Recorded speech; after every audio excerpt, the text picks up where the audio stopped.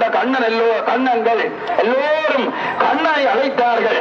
கண்ணா வா, கண்ணா வா, கோவிந்தா. பின்னாலே நிற்கின்றவர்கள் எல்லாம் பார்ப்பதற்கு வசதியாக இருக்கும் அல்லவா?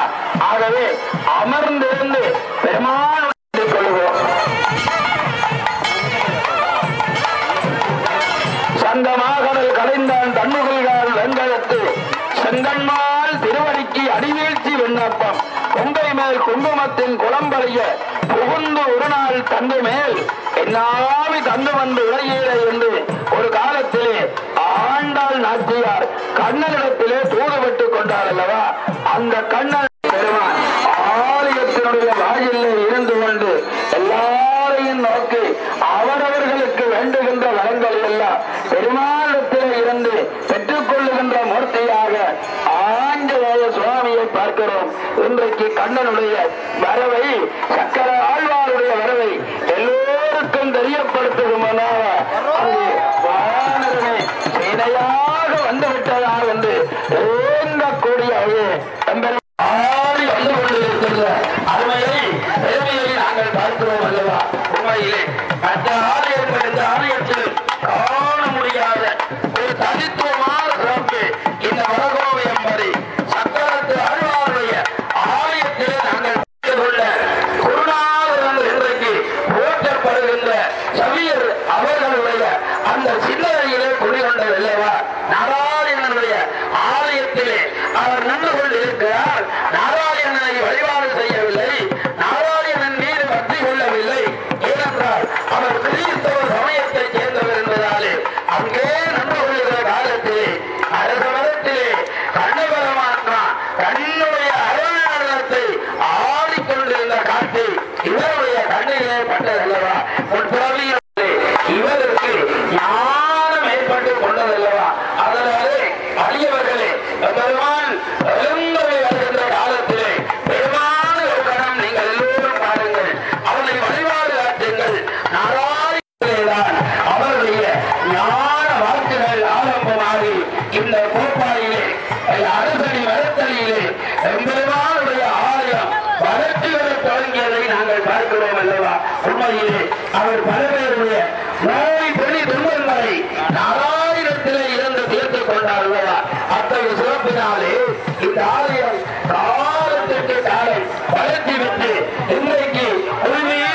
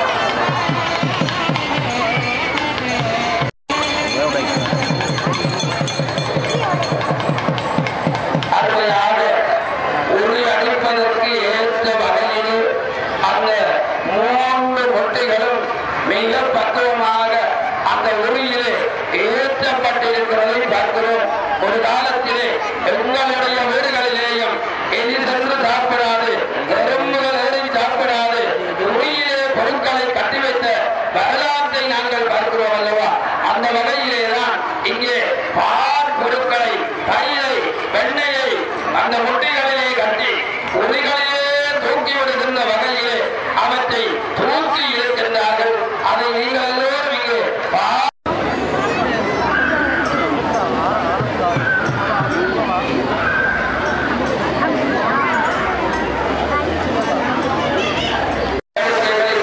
ஆரம்பமாகிவிட்டது. இந்த வான வேடிக்கைகள் நடைபெற்ற காலத்திலே இங்கே இருக்கின்ற பகல் வெளிச்சம் போன்ற பல மின்விளக்குகளை அணைக்க இருக்கிறார்கள். அன்பர்களே, நீங்கள் யாரும் பயந்து விட வேண்டாம். இந்த வான வேடிக்கைகள்